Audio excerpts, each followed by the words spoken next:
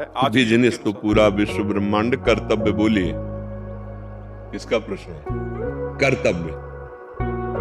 कर्तव्य। यदि आप जैसे विक्रेता हैं दवा के, तो आपको नकली दवाई नहीं बेचनी।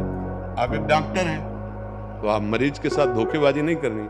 आप एक मास्टर हैं, विद्यार्थी के साथ धोखेबाजी नहीं करके संपूर्ण प्रयत्नशील होकर उसको पढ़ाना। ऐसे पूरा विश्व ब्रह्मांड के सारे कार्य संभव होते हैं। अब जैसे अलग अलग डिपार्टमेंट का हमें सबका तो ज्ञान है नहीं, लेकिन सबको एक जगह बांध दिया गया, उसे कहते हैं कर्तव्य कर्म। जैसे आप पिता हैं किसी के, पुत्र हैं किसी के, मित्र हैं किसी के, और समाज में आप कोई न कोई सेवा लिए हुए हैं। आप अपने कर्तव्य को जानते हैं कि मेरे कर्तव्य का क्या स्वरूप है।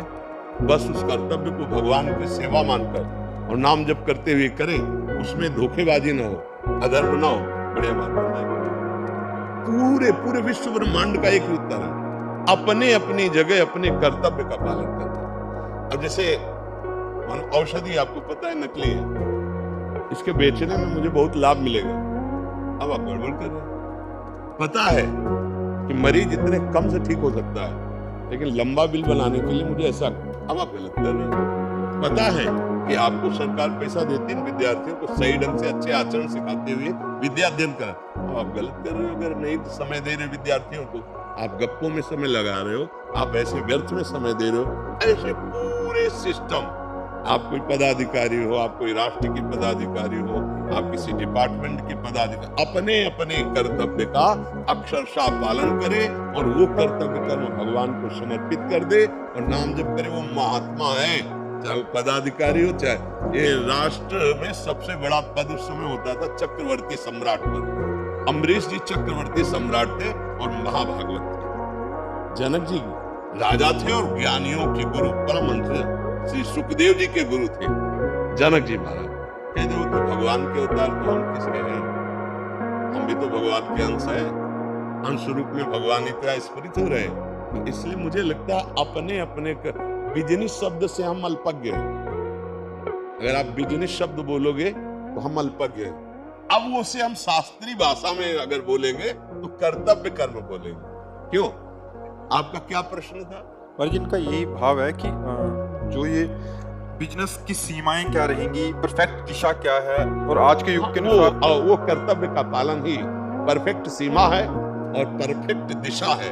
यदि हम अपने, अब जैसे स्वर्णकार है, अब ईमानदारी से वो आदमी स्वर्ण लाया है, आप ईमानदारी से उसी स्वर्ण के आभूषण बना दीजिए, पैसा ले लीजिए, उसमें मिलावट मत कीजिए, असली को नकली में मत बदलिए। हर बिजनेस हर जगह है। अब तौल कर रहे हैं, 50 ग्राम का चुंबक जो है ये लीजिए। अब आप जान रहे हैं कि आप 50 ग्राम कब तौल रहे हैं, ये ठीक बिजनेस नहीं है। अपने कर्तव्य आप महंगा कर सकते हैं कि भाई दूसरे जगह ये 10 रुपया किलो मिलते हैं, हम आपको 11 रुपया किलो देंगे, लेकिन वो 11 रुपया जब दे तो 1 किलो सही तौल करके दो और असली वस्तु दो, उसमें मिलावट नहीं होनी चाहिए।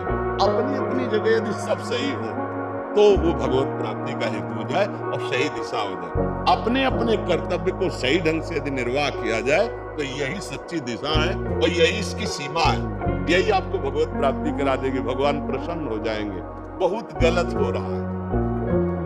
प्रायः कोई 100 में 1-2 होंगे जो अपने बिजनेस को कर्तव्य मान के कर रहे हैं, नहीं तो हर जगह हम कुछ मिलावट, कुछ कपट, कुछ झूठ ऐसा, और वो हम अपने परिवार के लिए नहीं, वो चीज अपने परिवार को नहीं दे सकते, लेकिन उससे जो आया हुआ धन है वो उससे भी खतरनाक है। जो आपने गलत करके धन कमाया है वो आपका सर्वनाश कर देगा। इसलिए हम सबसे प्रार्थना करते हैं कि तात्कालिक वर्तमान के लाभ को ना देखकर अपने और अपने परिवार के भविष्य के लाभ को देखो।